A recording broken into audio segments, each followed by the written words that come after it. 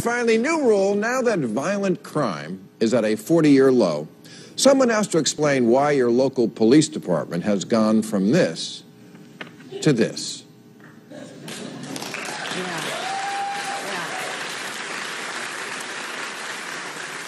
Has anybody here tonight ever heard of Doraville, Georgia? Me neither. But it's a town of 8,000 people, and they have their own tank. So does Nixa, Missouri, and Justice, Illinois. What these small towns and hundreds just like them have in common, besides a refreshing lack of hipsters, is that they, and big cities too, have been gifted by the Pentagon with tons of government surplus war equipment, fresh from our glorious victories in Iraq and Afghanistan. Now, I understand it's a dangerous world out there, and threats have changed. When I was a kid, there was no such thing as Shia LaBeouf. But we don't need to fill our streets with any more horrifying death machines when we've already got GM.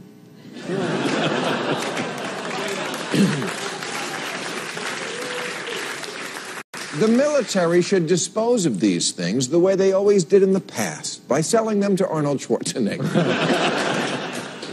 Because cops are only human, and we all know what it's like when you get a new toy. You want to use it. I bought a glue gun once, and by the end of the weekend, my dog's face was stuck to the toilet brick. But in West Springfield, Massachusetts, the police department's new toy is 2 grenade launchers. Why? In case Boko Haram takes Connecticut? It's hard enough keeping the George Zimmermans out of the police academy without having bazookas in the brochure. Once you start dressing and equipping people like an occupying army, they start acting like one. Every day there's another story in the paper about cops beating innocent people. The video that's been making the rounds out here lately is a patrolman punching the lights out of a deranged homeless grandmother. Even worse, that's their training video. I mean, this guy has been demoted to desk duty while officials conduct a review, but what's to review? He's punching an old lady in the face. Which is not to say most cops act like this. They don't. And if you're a police officer who happens to pull me over sometime in the near future, I'm especially not talking about you. Oh, no, you're fine. And handsome. And I rarely say that to a man. Thank you for your service. And let's just both agree that the strong smell coming from my car is a skunk I rescued on the road and brought into the vet a few days ago.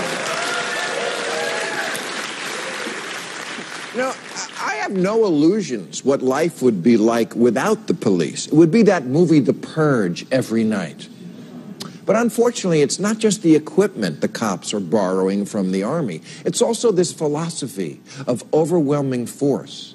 You know, we used to send SWAT teams only for hostage or active shooter scenarios. It happened a few thousand times a year. Now it happens 1,000 times a week.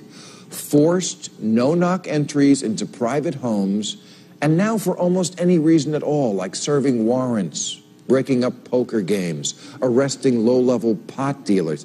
Come on. It's a guy who sells weed. You don't need to shoot his dog and crash through his window. Just grab him when he comes out for the ice cream truck.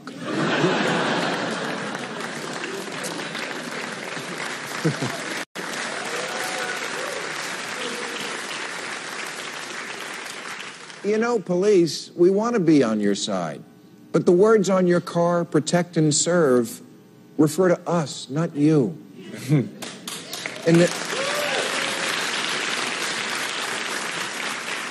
In the 90s, conservatives used to warn about jackbooted government thugs coming to take away our freedoms. But where are those conservatives today when we need them? This is the massive expansion of government power that you numbskulls in the Tea Party should be freaking out about. You're always screaming. You're always screaming about the loss of liberty and how tyranny is coming. Yeah, it's coming right through the door with a battering ram, no warrant, and a stun grenade. Or to put it in a way you can understand, I'm scared of the cops and I'm white. That's our show.